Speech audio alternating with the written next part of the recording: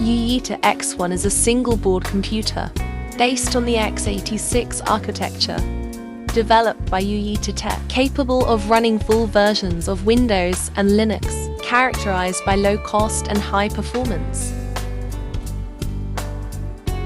This video will show how to use I2C to read and write chips under Linux. The socket J230 on the motherboard corresponds to I2C 3 to prevent short circuits.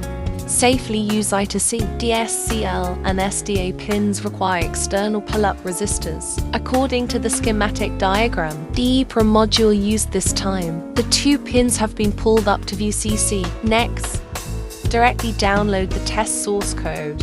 Move the downloaded file to the project folder and extract it, according to the test. To prevent compilation errors, it's necessary to first delete the I2C file from the folder. Open the file name test_I2C. Check if the linked I2C name is correct. This time we are using I2C 4.